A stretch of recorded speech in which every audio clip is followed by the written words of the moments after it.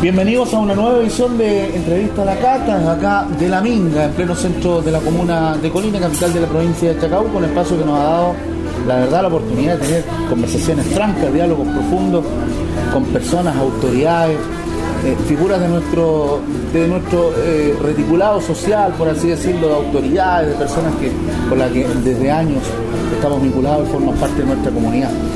Con mucho gusto quiero saludar a la presidenta nacional del PRI, Alejandra Bravo, quien además es ex concejala, renunció hace poquito, el pasado jueves, y la quiero saludar. Pues Alejandra, ¿cómo estás tú? Bienvenida. Bueno, súper contenta de poder estar acá, conversando nuevamente. Yo, cuando venía ahora acá al programa, recordaba un hecho que me traía mucha nostalgia.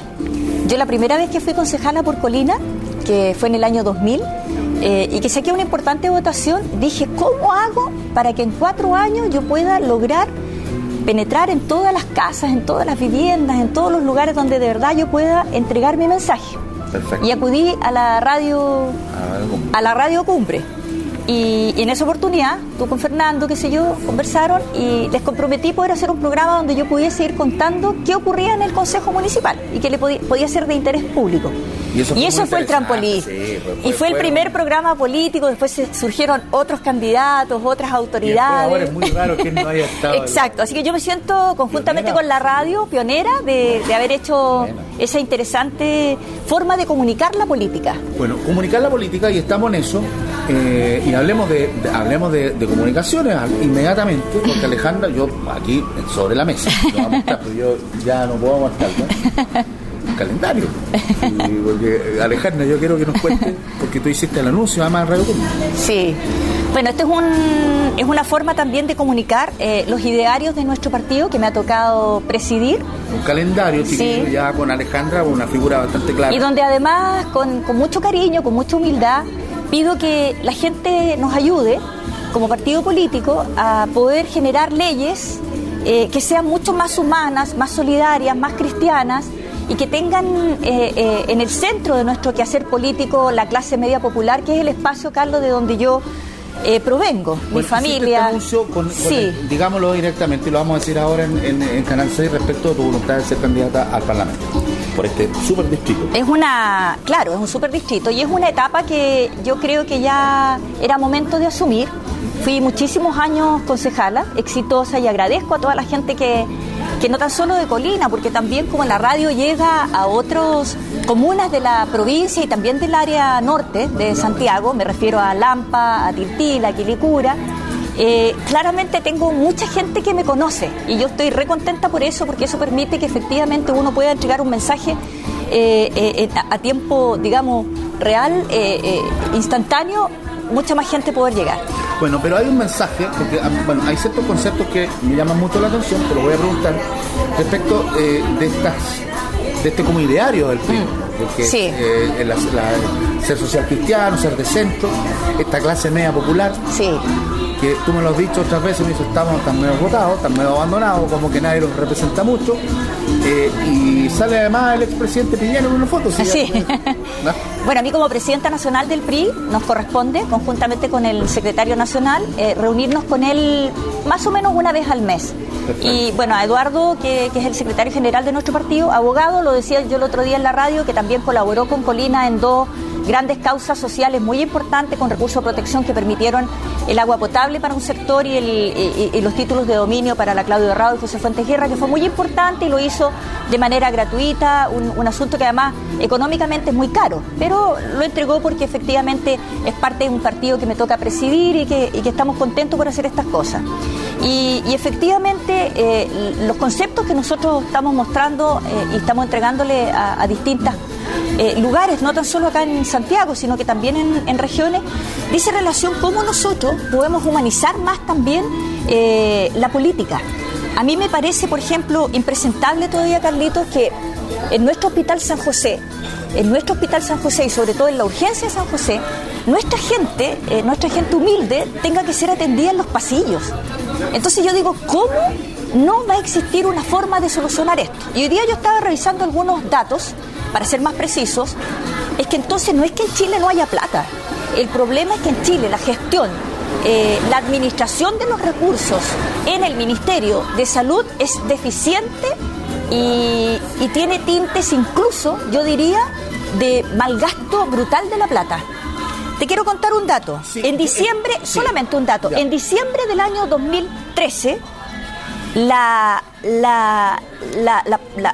el gasto que tenía, o más bien el déficit, no gasto, el déficit que tenía salud en hospitales públicos era de 64.000 millones.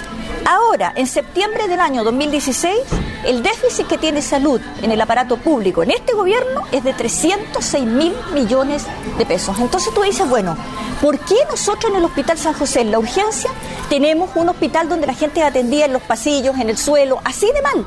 Porque la plata no la cuidan, se va en licitaciones que no corresponden. Sí, bueno, esto, Alejandra, yo de lo que tú estás diciendo, hacer eco de esto, un comentario, bueno, salvedades en torno y comentarios, hay una acusación directa respecto de la licitación del hospital. Así es. El provincial Marga Marga. El Marga Marga y 3 hospitales más. O sea, te quiero decir que hay una acusación, tal como tú lo planteas. Qué bueno que existe el periodismo porque también se pueden Tenemos revisar. los datos ahí, claro, datos que son muy importantes. O sea, uno dice, ¿cómo pueden existir resultados de licitaciones que generan finalmente un sobreprecio de más de 102.000 millones de pesos? 102.000 millones de pesos. Entonces, aquí estamos frente a un gobierno en el que de verdad la clase media popular, que es el espacio de donde nosotros, por lo menos en Colina, donde yo me crié, en Lampa, en Tiltil, en Quilicura, que son comunas populares, en Pudahuel, uno requiere de esos hospitales. Yo, por ejemplo, quiero ser súper franca, yo no estoy inscrita en una ISAPRE.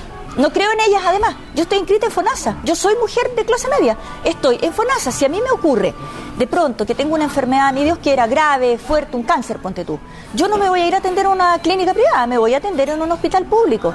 Pero claro que te da pánico, porque tú decís, bueno, no hay platas para insumos, no hay... O sea, está todo muy mal administrado. Ahora, respecto a la responsabilidad y respecto de estilos de gobierno, hablemos de política. Sí.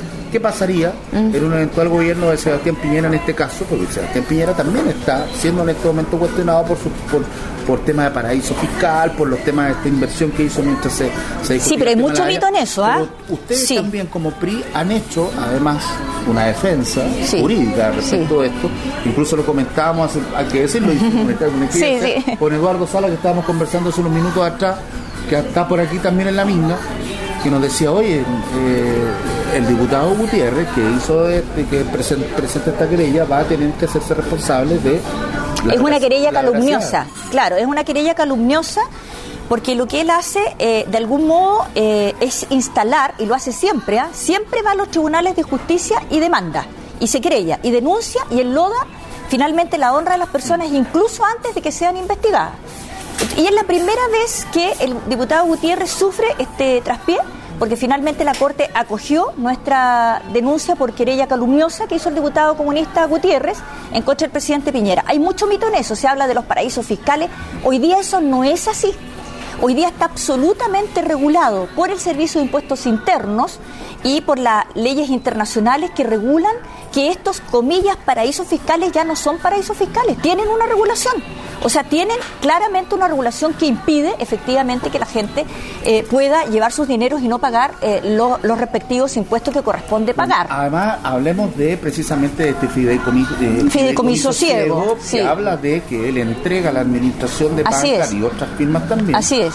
Y hay una persona que está a cargo entonces de Bancar, que fue la que hizo las negociaciones directamente, y él habla que aquí Sebastián Piñera, como accionista, no puede, ni tiene cómo, no tiene cómo y no puede intervenir en las decisiones que se hagan desde el punto de vista de los negocios. Ahora, creo que respecto al conflicto de interés supuestamente tampoco, también es un mito, porque respecto de el triángulo que finalmente ocurrió en el juicio de La Haya, no tiene nada que ver con lo que Bancar, comillas, compró, que además es mínimo en porcentaje en relación a todo lo que se habla. O sea, aquí se generan mitos. Hablamos de la costa norte de Perú. Claro, donde la extracción no sé si se dice extracción, no sé si está bien el concepto, pero ahí se usa explotación de recursos marítimos, se refiere a explotación de recursos marítimos muy en la profundidad, o sea, no le corresponde tampoco, o sea, no hay ganancia alguna, no existe. Entonces se genera estos mitos por un aprovechamiento político. El diputado Gutiérrez va a tribunales, lo acusa de un delito y la Corte inmediatamente le rechaza al diputado Gutiérrez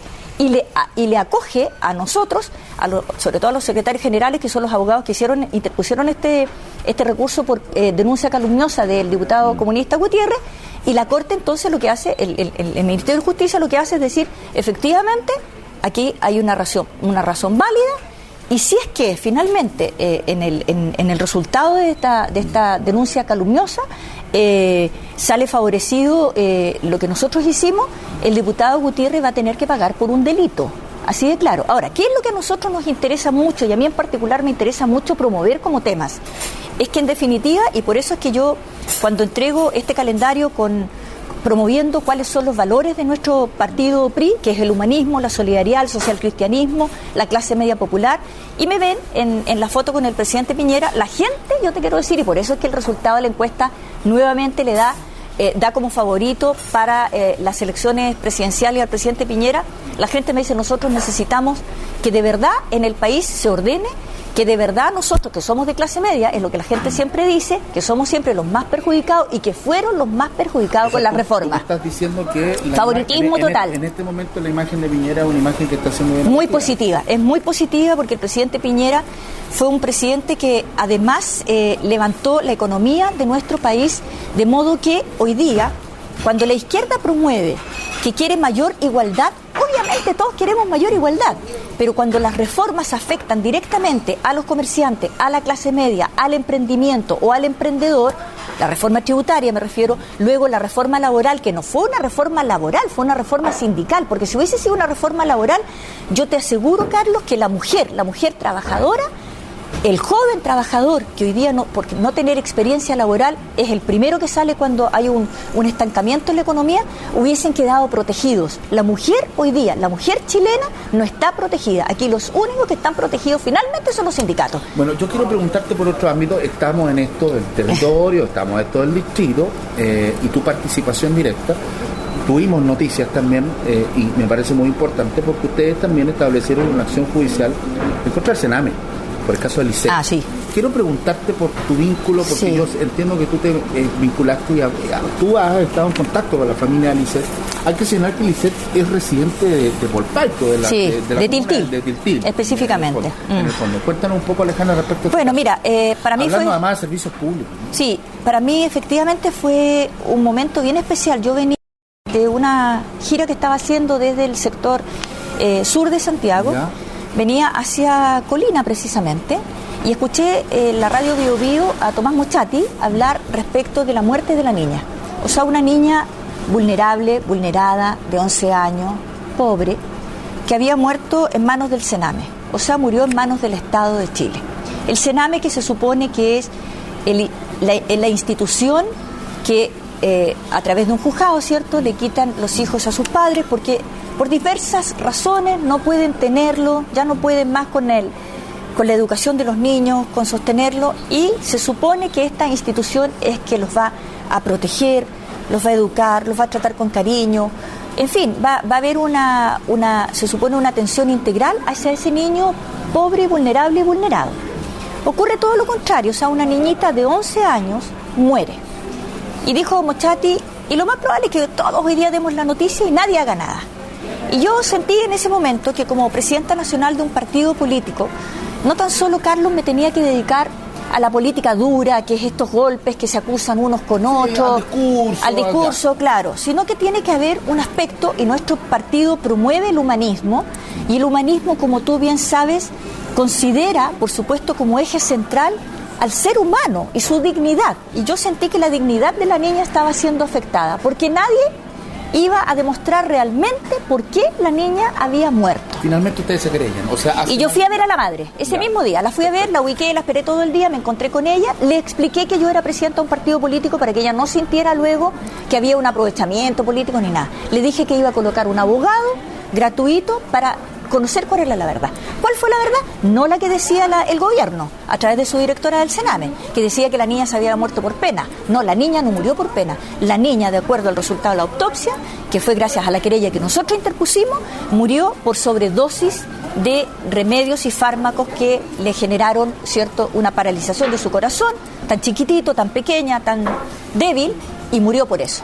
Ahora eso significa que todo Chile sabe cuántos niños han muerto, o quizás hay más y todavía no lo sabemos, pero a lo menos tenemos una visión general de lo que ocurre en el Sename. ¿Qué fue lo que nosotros le pedimos a la Presidenta de la República por razones obvias? Aquí en Chile, por ejemplo, hubo una dictadura donde también necesitábamos, y que yo luché contra ella, también necesitábamos saber dónde estaban esos muertos, qué había pasado con esa gente que había muerto en manos del Estado. Cuando una persona muere en manos del Estado, hay violación a los derechos humanos. En este caso, cuando la niña y todos esos niños mueren en manos del Estado, hay violación a los derechos humanos. ¿Quién espera ustedes que, bueno, hay una tesis que ustedes plantean, sí, respecto a un fundamento jurídico, respecto a lo que tú mismo me estás diciendo, sí, en este caso? ¿Qué esperan ustedes de la justicia? Nosotros esperamos que la Presidenta de la República, la única que puede hacer este trámite, por decirlo así, es ella, o cualquier Presidente de la República que haya. Es que se levante una comisión de verdad, justicia y reparación, como la Comisión Rettig. Pero hoy día hay otros derechos humanos que están siendo vulnerados, y que es la de los niños pobres, vulnerables, que están en el Sename. Entonces nosotros, para poder de verdad hacer una investigación profunda, de fondo, necesitamos que esa comisión se levante, con expertos, importantes, gente de las iglesias, gente que haga y profundice, y la Corte Suprema se meta en el tema, y podamos de verdad saber qué pasó con el caso y la muerte de cada uno de esos niños. Cuando yo hablo de humanismo, cuando hablo de solidaridad, cuando hablo de leyes más cristianas, a eso es precisamente a lo que me refiero. A que ya no existan más colas en los hospitales, sobre todo para aquellas enfermedades que son graves, críticas y dolorosas. Eso no es humano, es inhumano. Y no es tan difícil. El problema es que se gastan la platita en otras cosas. Eso es lo que me parece. Interesante la conversación con Alejandra Bravo, quien es presidenta nacional del PRI. Vamos a hacer una pausa y volvemos inmediatamente. Vamos a seguir hablando de política, pero esta vez seguramente en un ámbito un poquito más local. Volvemos inmediatamente.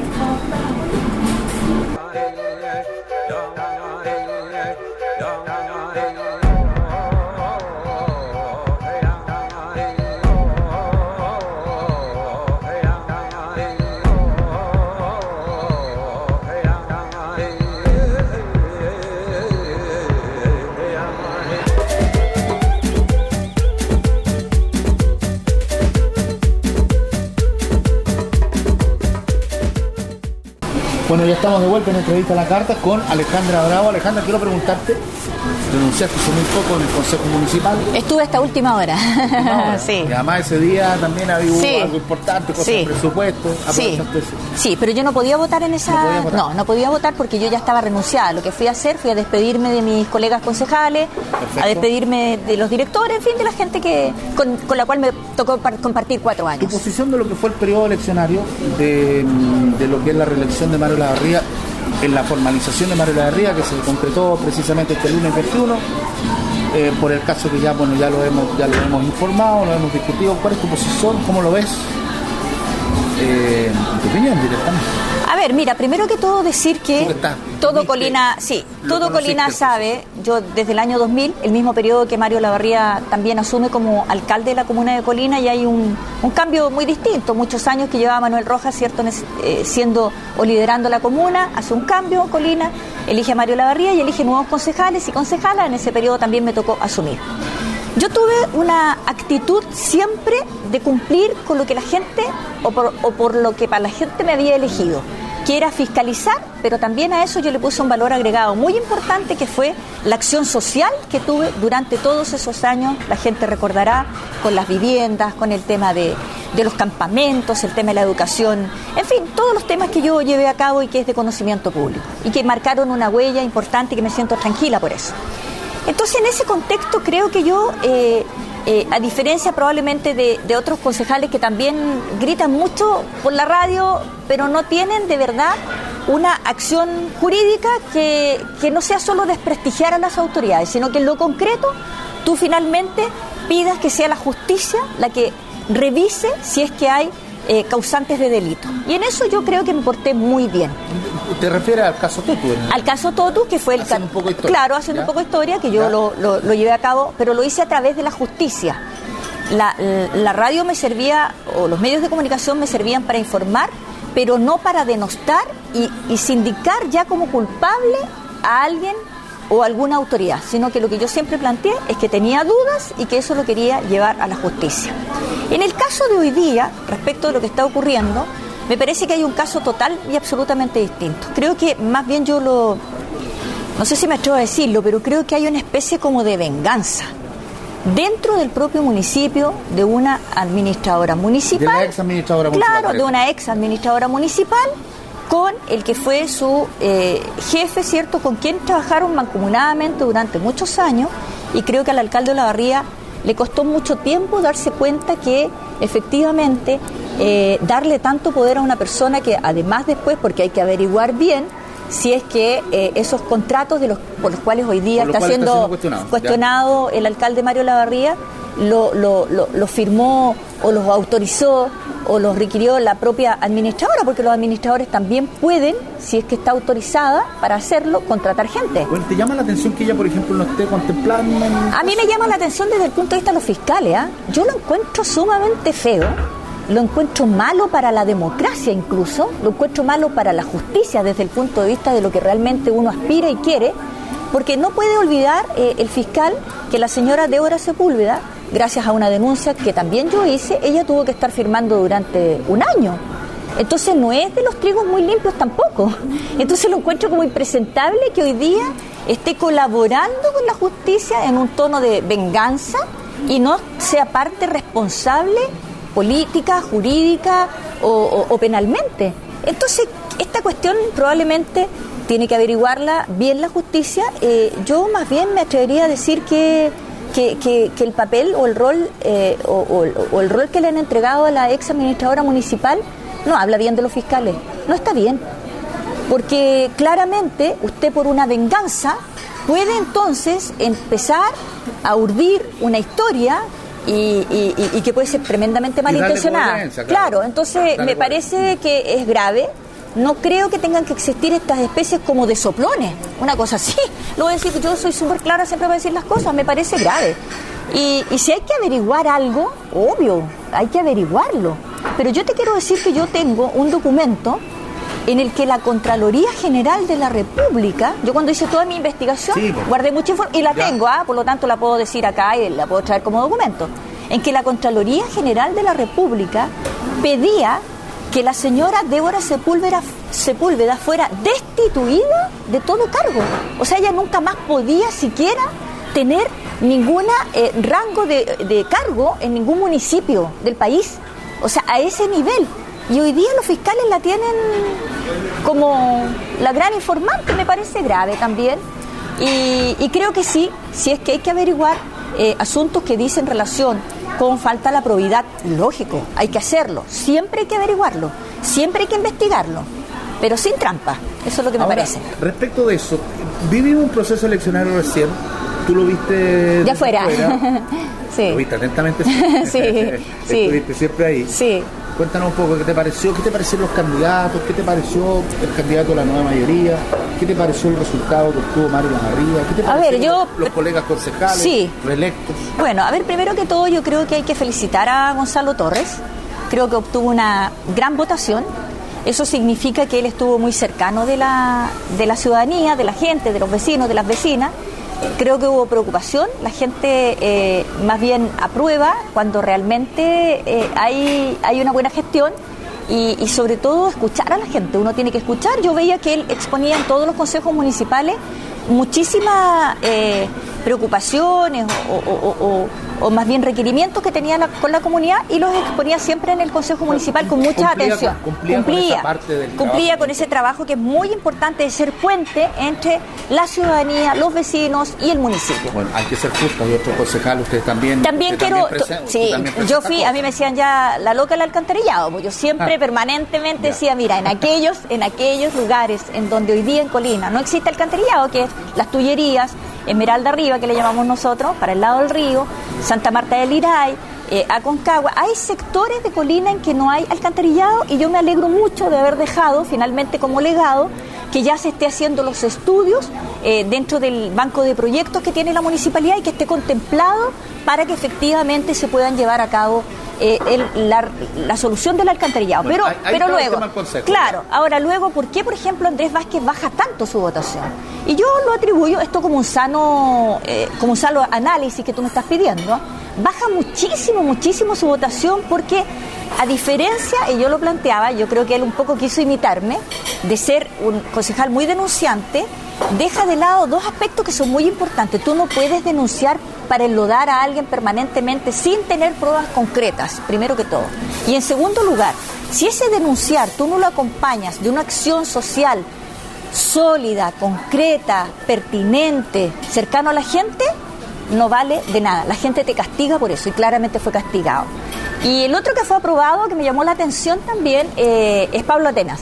Yo creo que Pablo Atenas recuperó la confianza de la gente y la recuperó en el sentido de que él está siempre muy dedicado, por lo que ahí planteaba en el Consejo, al tema del deporte y al tema del rodeo. Y eso también es un aspecto de nuestras tradiciones de Colina. Bueno, y atiende gente, sí. Claro, y atiende mucha gente. Entonces creo que él es un concejal que también le pega harto al tema social. Y yo lo aplaudo siempre a alguien, aunque él no es de mi partido, pero me gusta hacer reconocimiento, tampoco Gonzalo Tarre es de mi partido, pero me gusta hacer reconocimiento a aquellos concejales que aumentan su votación y creo que tiene que poner ojo a aquellos concejales que bajan ostensiblemente su votación. O sea, yo creo que ahí Vázquez bajó muchísimo su votación y eso le tiene que indicar algo a él. Bueno, respecto de los resultados de la alcaldía, digamos, de la provincia, sí. Que analicemos un poco. Ahora yo creo que mira, en la provincia de Chacabuco, Tiltil, yo fui a acompañar al alcalde de Tiltil en varias ocasiones.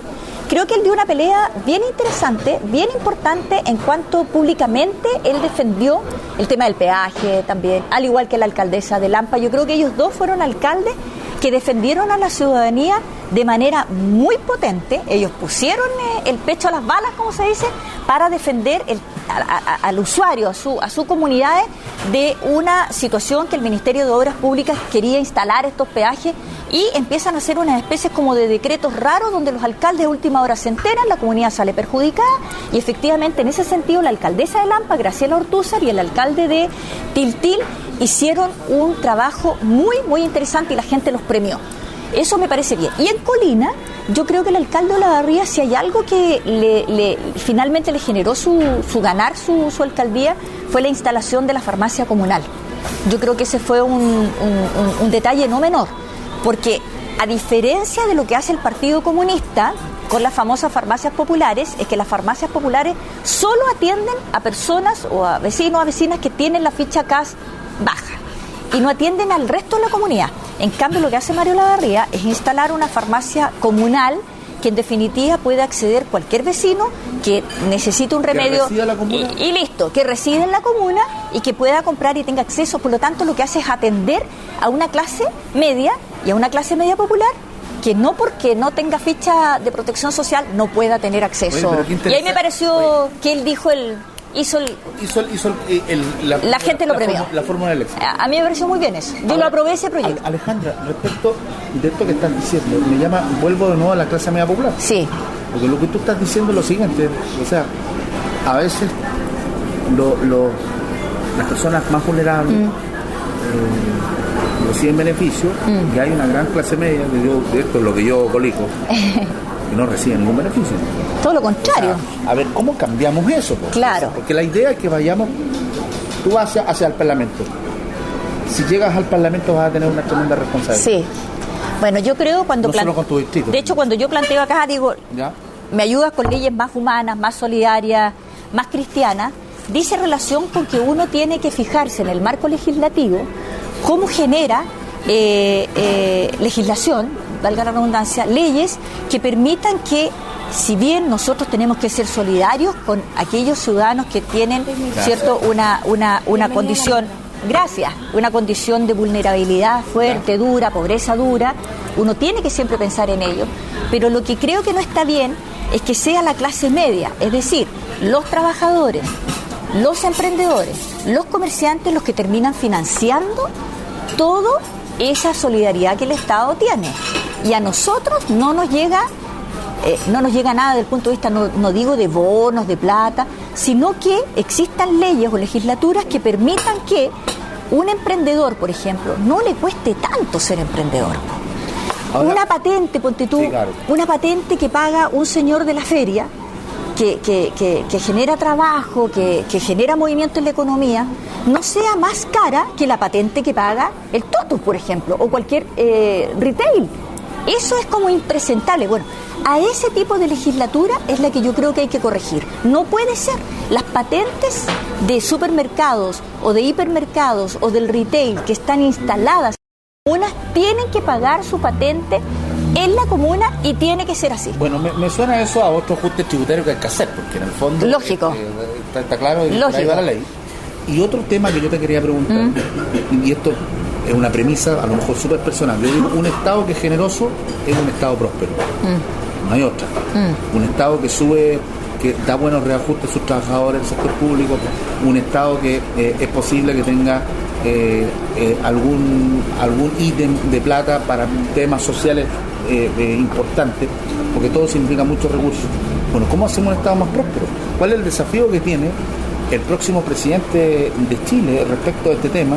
Porque tenemos índices, como tú decís, muy bajos de crecimiento, pero tenemos que revertirlo, precisamente ir cumpliendo con esas expectativas. Con decir, la clase media popular necesita apoyo, y ese apoyo significa más plata del Estado. Más plata del Estado. ¿Cómo lo hacemos?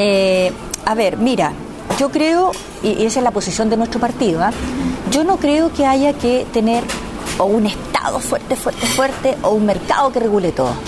Nosotros lo que hemos dicho es que nosotros no negamos al mercado. A lo que nos negamos, y ahí tienen que haber regulaciones muy duras y fuertes, es a los abusos del mercado. El abuso de la colusión de los pollos, del confort, de la farmacia. Y todo eso, si tú te fijas, sí ayuda a la clase media popular. Si tú impides que haya colusión, la gente no tiene por qué comprar más caro sus remedios, no tiene por qué comprar un alimento básico como el pollo más caro, no tiene por qué comprar otro elemento básico también como el confort más caro. O sea, todas esas pequeñas que uno cree que son pequeñas cositas, son muy importantes precisamente para que nosotros, la gente de clase media, es mucha plata, claro, porque si tú compras un alimento básico como el pollo, que es con lo que se alimenta la clase media, sobre todo la clase media popular, todos los días, a un precio que no baja, porque están coludidos los mercados, obviamente eso no le ayuda. Obviamente si va al supermercado y requiere comprar el confort, es lógico, o sea, es muy caro. Entonces tú vas sumando a tu canasta familiar. Finalmente, cuando tú compras la canasta familiar y ves que vas al supermercado, entra y con 4 cositas pagas 20.000 pesos, la gente no resiste. Bueno, tiene que haber una regulación. Esa es una primera intención que yo te digo que tiene. Claro. Respecto al Estado, respecto a cómo hacemos negocio, por ejemplo, ahora se viene todo un desafío. Hay que modernizar el Estado. Yo creo, por ejemplo, que la gente está bien el reclamo que hacen los empleados fiscales, los empleados públicos, en términos de que requieren, ellos dicen, un mayor beneficio. Pero yo hago ahí un alcance. Yo te quiero contar que hay datos precisos que dicen que todos los funcionarios públicos ganan el 50% más que los trabajadores de empresas privadas y que además tienen muchos beneficios y que eso no necesariamente se traduce en una buena atención para el usuario. Entonces, cada vez que vamos a discutir el presupuesto de la nación, lo que uno tiene es un país paralizado. Esta vez ya fue el descontrol total porque el gobierno no logró, 19 días, donde además el país pierde muchísimo, porque cada día, la gente tiene que saber, cada día que hay paralización, el Estado de Chile, el país, percibe muchísimos miles de millones menos. Entonces es muy complejo y es muy complicado. Entonces tiene que haber una modernización que impida que, y digo que impida en el buen sentido de la palabra, que cada vez que hay se tiene que aprobar el presupuesto de la nación, el aparato público entero se paraliza. Tiene que haber entonces una fórmula que permita, por ejemplo, regular el famoso contrato a contrata, los honorarios.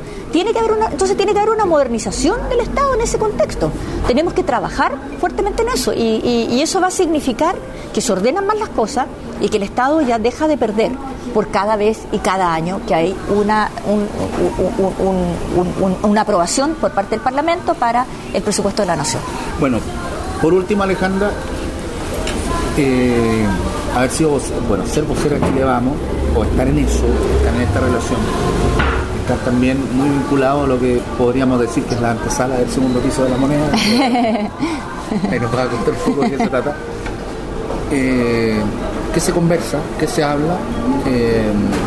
porque en la eventualidad de que la centro derecha se haga cargo nuevamente de un gobierno, se va a encontrar con un país que está un poco... está difícil la cosa. Está difícil la credibilidad de los políticos, está difícil el tema económico, y hay, como tú dices, muchos temas pendientes que se van a arrastrar de este gobierno y que van a tener que resolverlo ustedes. Está difícil ser gobierno, ¿no? Yo creo que sí, pero mira, para nosotros tenemos mucha confianza en que lo primero que tú tienes que reactivar es la confianza de los mercados, y que hoy día está fuertemente bajoneado, por decirlo de una manera más fácil. Y cuando asume un nuevo gobierno con un liderazgo que nosotros esperamos en el PRI, sea el del presidente Piñera, va a haber una reactivación del ánimo de la gente, de los mercados, de la pequeña y mediana empresa, de entender que obviamente el primer año, y eso es lo que conversamos, va a tener que ser un primer año para ordenar la casa. Y eso tiene que ver mucho también con la cantidad de parlamentarios que logre nuestro futuro gobierno de Chile Vamos. O sea, si nosotros logramos levantar el gobierno, logramos ganar el gobierno, pero además logramos sacar una alta aprobación en diputados y senadores que sean favorables, nosotros por tanto nos va a costar menos poder ordenar el país. Hay que ordenarlo, sí, hay que ordenarlo. Nadie dice que aquí se va a borrar con el codo todo. No, lo que se tiene que hacer es ordenar. Tenemos que ver y obviamente poner al día aquellas reformas que todavía no llegan a puerto. La presidenta Bachelet, por ejemplo, en una cosa tan que tiene que ver más bien con una promesa más que con una reforma, prometió, 60 hospitales. Yo estaba súper contenta, ¿sabes? Porque dije, por fin a Colina le va a llegar un hospital. Nunca sucedió.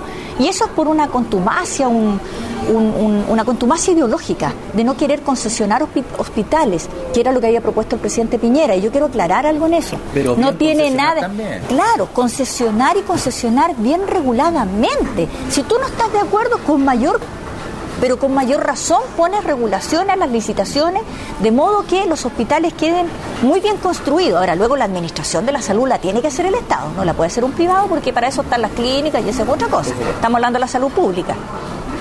Entonces no se generaron, y todo lo contrario, la adjudicación finalmente de cómo ellos lo hicieron tiene y se está investigando, tú lo sabes, un sobreprecio de 121.000 millones de pesos, y esa es mucha plata.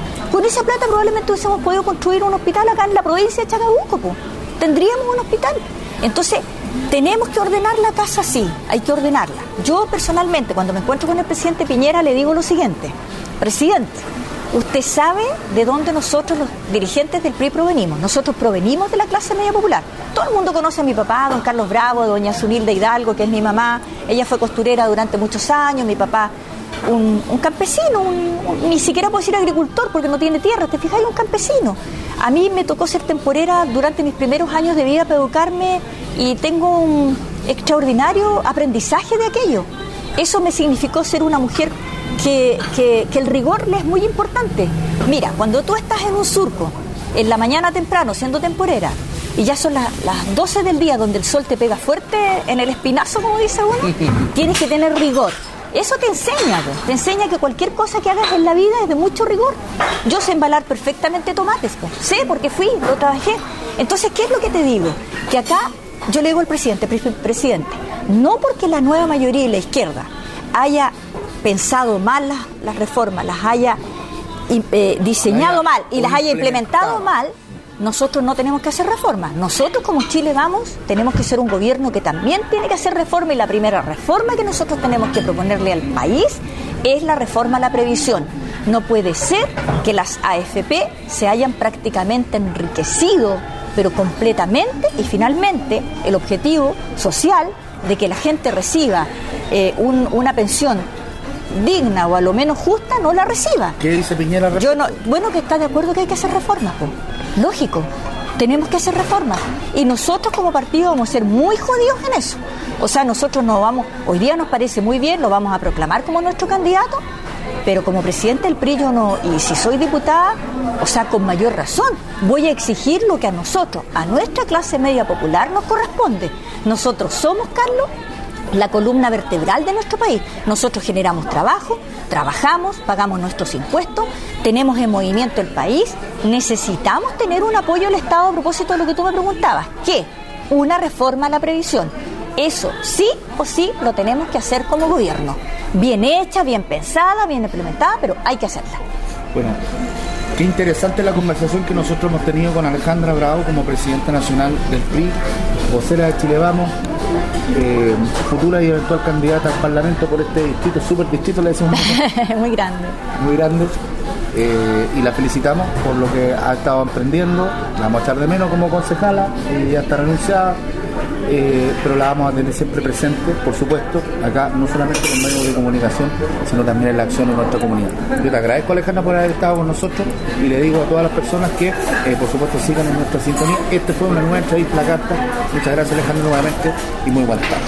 Bueno, mira, solamente decir que quiero agradecer porque voy a volver al origen. Sí. El primer medio de comunicación que a mí me dio la oportunidad para poder mostrar mis ideas, mis luchas sociales que di, fue la Radio Cumbre y ustedes en particular, y eso siempre hay que agradecerlo. Y fue como el motor y el momento en que yo logré emprender y ser en algún momento una de las primeras mayorías comunales de Colina. Así que muchas gracias a todos los vecinos que nos escucharon. Gracias a todos y bueno, y sigan en nuestra sintonía.